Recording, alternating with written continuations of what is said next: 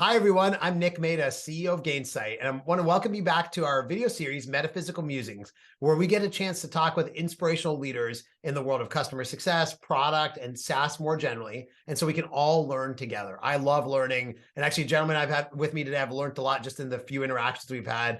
Chris Contreras is the Chief Customer Officer at Mountain. How you doing, Chris? I'm doing well. Thank you for having me. It's awesome, and Chris is also a fan of exciting fashion, like both of us are wearing stuff. Hopefully, if anyone gets blinded on this video, we apologize. But it's great having you here, Chris, and excited to talk about your customer success strategy and how you partner. But we'll start out with just a fun icebreaker question. So, Mountain, you guys are in the world of TV advertising, digital TV advertising. But to deliver, ads, you need great TV. So, what's your favorite TV show of all time, if you had to pick one? I would say the shirt kind of tells you a little bit. So I was huge Fresh Prince of Bel-Air fan Oh my growing up. gosh. So, but I didn't plan this. It just happened to be, it aligns very well. So I would say that's one of my top, shows. Breaking Bad is up there right after it. Both two great choices. Can you do the Carlton dance or no? I would say yes, but maybe after one espresso martini. I love it. You need an espresso and a martini to do that. I agree. You both need the energy and the chill.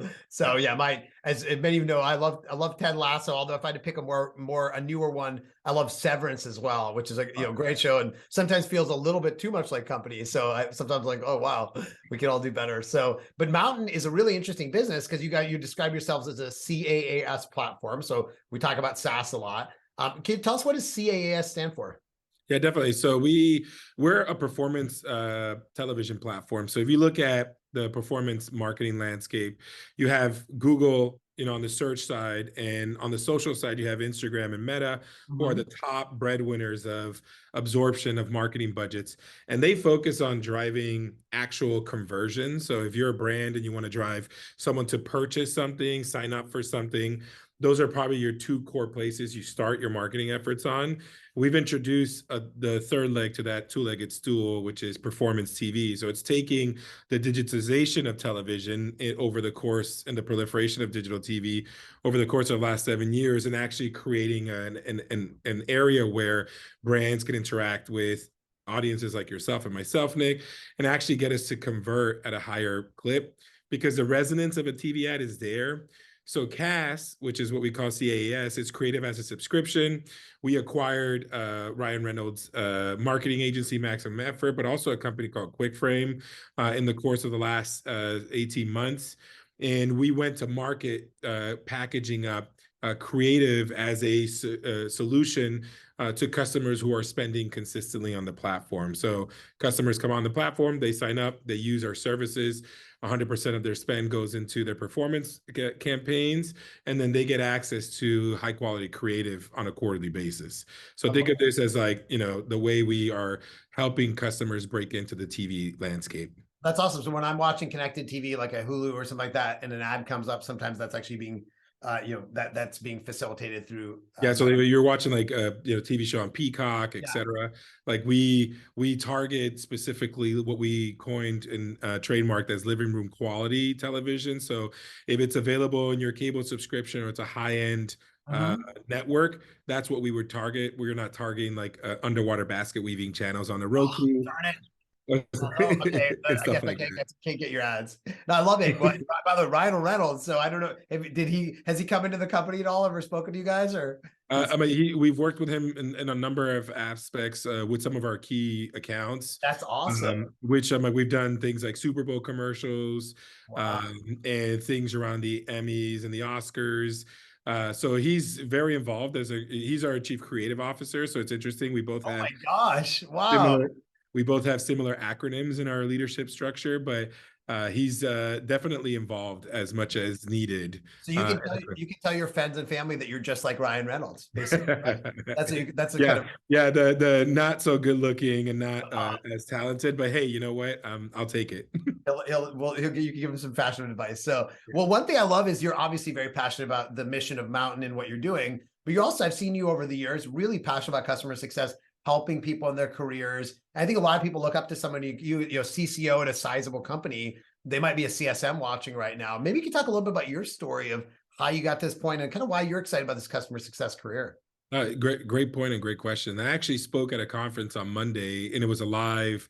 It was a keynote, but it was a live recording of a podcast for the Minority Report podcast. Oh yeah, I used to know that one. Yeah. And the goal of that conversation was to answer this similar question. So I'll plug that in the future and share it across my networks. Awesome. But I broke into this. Yeah, I broke into the CS landscape, having come from operations and strategy. So I ran, revenue operations teams, account management teams on the digital side for a website for univision.com. It's a network broadcaster on the Spanish broadcasting side. And then I moved to New York and wanted to go into the tech scene, and started as a VP of sales ops, but then realized fairly quickly that I actually enjoy the challenges that businesses face in their endeavor to create a better engagement and delighting their customers. So I took, a unique interest and wanted to move into the CS landscape, was given an opportunity at a platform that I actually chose as a customer operative, and they had a pretty bad onboarding experience when I was there. I was hired to kind of help as, coming in as an Oh, I see. So operator. you had been the client of this I company. was a client. That's I shared interesting. my feedback Yeah, as I left on like how to continue this business and secure it long term. Not with the lens of like I would get reached out to by them and the board, but that's what ended up happening. that's Um, cool. and it was probably the best decision I've made. And I've been in the CS space, leading global CS organizations at tech, startups that are in a hyper growth stage and been acquired, or publicly traded companies like Shutterstock and Snap, just doing different things on the CS leadership side. And the last 2 years I've been here at Mountain, kind of like riding this massive wave that we're introducing into the marketplace. And I'm just super passionate about helping people find their path in CS. Wow. I, Yeah. you know, I, I'm in Success in Black, which is a group that Jamie Yep. founded, and we've become really close. I was super helpful in their inception, but I'm a coach now in the coaching corner for the CS industry as well.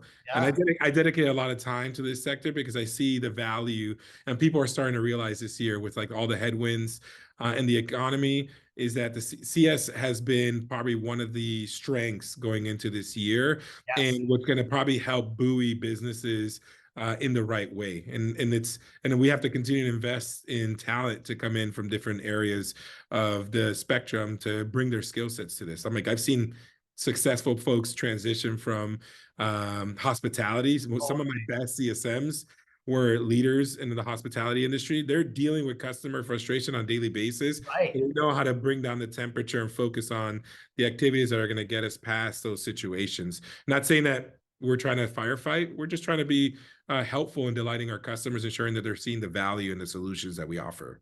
That's so inspirational, Chris. I love that story. And I think for folks listening, first of all, shows that there's lots of different opportunities. Not everyone gets the breaks that they should get, but there's a lot of chances to kind of get into this profession from different walks of life. And just you might think everyone has to have had certain degree or background or whatever. I feel like a lot of great CSMs come from many different backgrounds.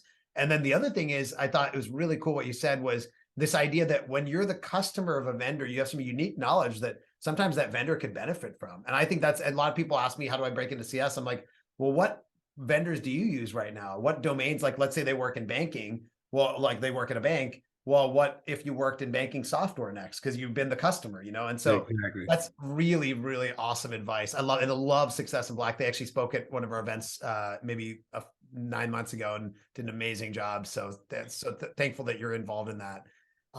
So let's switch gears then. So we talked about the career.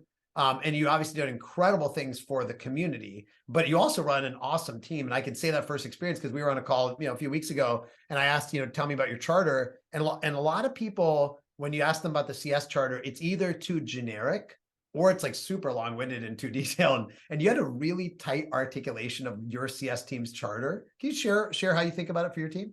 Yeah, definitely. So, the ultimate goal is for each of our, and I know it sounds cheesy, but for each of our customers to see and feel the value in the platform, right? Yep. Like we've created this segment, and in order to stay consistent and persistent in our customers' mind is just yielding value. So we looked at our entire customer engagement, And we wanted to focus, and as in its different phases of growth, right? We started with a CSM team that it was a Jack and Jill of all trades. They did onboarding, managing the customer engagement post onboarding, and we bring every customer on trial. So it was, I would say, a lot of responsibility for one role. But when you're starting, that's like how you kind of like roll up your sleeves and you figure out just the nuances of what part of that journey you kind of had to hit an inflection point.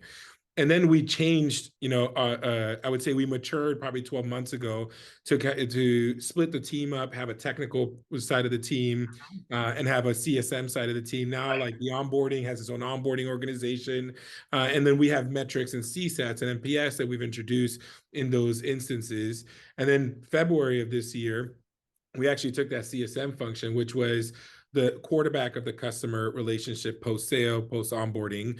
They're responsible for growing past the trial period, becoming evergreen, and then eventually becoming subscription customers through CaaS. And it's all one responsibility. So we split off the growth aspect and we created a customer growth management team, and which you could traditionally call account management or that expansion type of organization. And your CSM function stayed, but it now owns, they're responsible for success metrics. You think about it, is retention, but retention is just a lagging metric, right? We want to ensure that we're seeing value, we're getting alignment, and that we're kind of moving the goalposts. And the CGM kind of rides the ride alongside and is working their relationships internally with these customers at the senior level to bring in new groups, new opportunities, like kind of see the vision of the strategy for the future versus like we were just very myopically on like what's right in front of us. And then you kind of lose the strategy when you focus on like that small vision. And this is giving us a lot more even openness within the group to have better collaboration. I love that. And I think it's really for folks watching, particularly running an early stage org in CS, it sounds like you went through this exact evolution where you start out with a little bit of jack of all trades that can do everything. And that's great when you're starting. I'm sure when you're starting, it would have been hard to be so specialized, right? But then you peeled off, okay, we can separate onboarding and technical stuff from CSM. Now we can separate out growth. And so I think there's nothing wrong with kind of reinventing the org every year. It sounds like maybe every year, every certain period of time. I think it's healthy. So if you're watching, I think what Chris described is, I don't know, you talked to other peers too, quite common, right? People kind of start with one role and then they kind of split it out over time, right? Yeah, and it gives also like the folks on the team the opportunity to kind of expand the areas that they're most interested in. So like when you pigeonhole someone to do both sales activities and retention, you technically have a DNA structure that is like very customer centric, very value oriented. Those are the people who are probably best in your CSM, like that end stage CSM org, because they're very uniquely or myopically focused on that type of activity. And then they probably would already not willing to express to you because that's the way they came into the business. It was two roles in one, but they would tell you straight up, and which our team did. It's like, I actually don't like the selling aspect. It's hard for me to shift that mindset, right? And then you look at the metrics, you're like, oh, no wonder their increases or their just commitment levels are less than the folks who actually enjoy those activities. But then if you look at the aspects of like the adoption and stuff, they're probably weaker in that space because we uniquely hire people who were, yes, they're all customer centric, but some are just more focused on that activity. So it's almost like it helped the career development aspect for us too. I love that. And I love that customer growth management is actually in your team, because then, some CS teams aren't able to say, okay, what's the direct correlation to revenue? But now you can connect the technical, the customer value, and the value to mountain in terms of financial value in one team, which I think is role model. So really for folks watching, I think it's an interesting playbook for how to think about your own team evolving. But one of the other things we're having to evolve on in real time is, budgets are tight, right? Like and everyone needs to get more profitable. Obviously the economy is uncertain. And so efficiency, digital customer success, automation scale, these kinds of things, are super important. So when you think about like creating a more digital experience for customers and more automation for your team, like what are some of the big priorities on your mind, the things you're thinking about in your roadmap for the future? Yeah, great question. So like, I think it starts in the most simplistic way. So when I arrived at Mountain, I wanted to see first, like, what opportunities in the platform, in our help center, in our articles or the videos that we're putting out, do we enable a customer to kind of like answer the questions themselves? I put myself in the seat of a user. I'm an active tech user. I use a bunch of different applications. The one thing I hate the most, and this is no disrespect to support, is I feel like a failure if I have to reach out to support, meaning Yeah. like I don't have the tools and my capabilities to answer my own questions. And I would probably, for everybody listening to this, that you probably feel the same way as a user. So imagine put that on the customer who's, very dynamic, working through a lot of things. And then if they have to go and reach out to a support apparatus because they couldn't find the answer themselves, I think that's the essence of what a digital CS type of environment should start in from a premise. It's like, how do we make this easier for our Yes. customers to go and evolve and enhance their experience? And we can't just pigeonhole it to self-serve customers only. I think we use the best practices from our more strategic accounts, the people and the customers who had the longest LTV, and see Mhm. what particular traits in those cohorts have that we can leverage for a digital CS type of atmosphere. And then I think it's a give and take, right? We've shifted over to intercom for our support apparatus. That's one of the biggest shifts we made in the last 14 days. And the reason is because we actually use intercom for 6 months to highlight like product spotlights and give guidance to Yep. customers. Our platform it can get very complex if you want to go down that rabbit hole, and not cumbersome. It's just, if you're technical enough and you want to target specific users, do A/B testing, you can go really deep into the platform. And you can't always have a human to guide those customers through those experiences. They want the option to not have it be a human. So Yeah. we've used like intercom in those instances. We realize that customers interact better when they're given like recommendations. So that's Mhm. the first step. And then we're betaing to, and we've opened up the platform to small businesses, and we're having to learn in real time, like, what functionality can we build for our digital CS for these fully self-serve customers that are not even going to have a CSM, Yeah. and then get them enabled in a way in the platform that mimics the onboarding experience, mimics the CSM activities and the milestones that are necessary to kind of achieve value at the specific points of that customer journey. It's easier said than done. Yep. But I wholeheartedly believe what we're doing on this digital CS type of structure is beneficial for all customers, regardless if they're managed or not.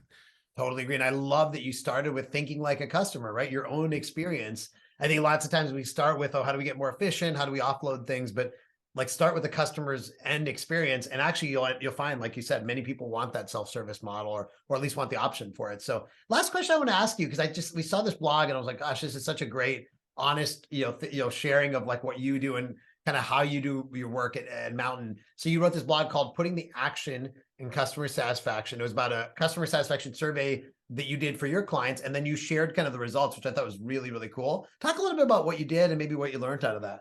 Yeah, so we normally do NPSs once a quarter. So we have like a pulse kind of check in Yeah. with the customer base, but we wanted to take it a step further. And actually, we asked the question to the broad customer base of like, how happy are you leveraging Mountain as a platform? Not like, would you recommend us? And then it was a scale of 1 to 5, 1 being like extremely dissatisfied and 5 being extremely satisfied. Anything lower than a 5 actually opened up a gamut of questions in specific areas that would be catered to specific teams. So we focused first on like the experience on like the marketing, the materials that they're getting, the information, Yeah. the thought leadership. Then we shifted over to product and actually went into the product in a couple of different phases. The Mhm. first instance was just a general admin, capabilities, functionality, user, et cetera, provisioning and all that stuff. And then we went into like the technical components. Then we shifted over to the CS and sales type of structure and world.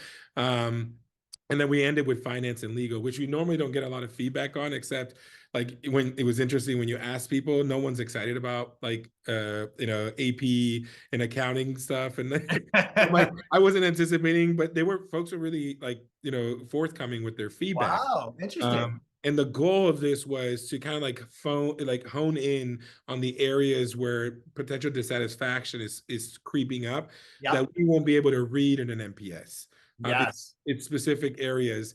And the customers were honest. I'm telling you the feedback. not only in the, like handoffs from the sales team to the CS team, things in the product. There was a section where they can give a free form to just explain like why they rated something a certain way, and they were very specific. And I think I welcome that. Because now that the opportunity for me is to create an open dialogue. So this first blog post on our website was opening up the conversation now of like, on a monthly basis, I'm going to share like how we're progressing towards the areas that we've agreed upon based on the feedback that customers have provided. And I think that dialogue has to be met with some action. And that's why, Yes. we titled it like putting the action in customer satisfaction. Yeah, we were being coy a little bit, Yeah, but no, like, a lot of folks take feedback and then the customers feel like they don't feel the feedback being put into the platform. So we want to put our money where our mouth is. We can fix a lot of things process wise. The platform stuff we'll measure the effectiveness of the changes over a 6-month period. So we're doing this survey every 6 months. So it gives us enough time to, fix some of the stuff that we can fix, whether it's engagement oriented or process or communication. And then the platform stuff will provide updates on a monthly basis on how those things are being tackled and where they're being tackled, and then get the posts from them in the MPS as well. I love that, Chris. Gosh, we covered so much. This is, if you're watching, this has definitely been a masterclass. We talked about, the career of customer success. We talked about the charter and incorporating growth into it, evolving it over time. We talked about scaling. And then we talked about what I love this closing is just the transparency. I mean, there's so many people that send surveys and never share like what they did with it, right? And it's like, okay, well, why did you send me the survey? And just closing the loop on it. We even talked about Ryan Reynolds. This was and Fresh Prince. So this has been a wide-ranging conversation. I could not thank you enough for being here and being such a great steward for this community. And so I know many people have benefited from Chris. If you're watching, send him a big thanks on social media or whatever, and look forward to getting a chance to connect again and compare colorful t-shirts and shirts. So likewise. yeah, awesome, buddy. It's a pleasure. Thanks for having me. Thanks, Chris. Cheers.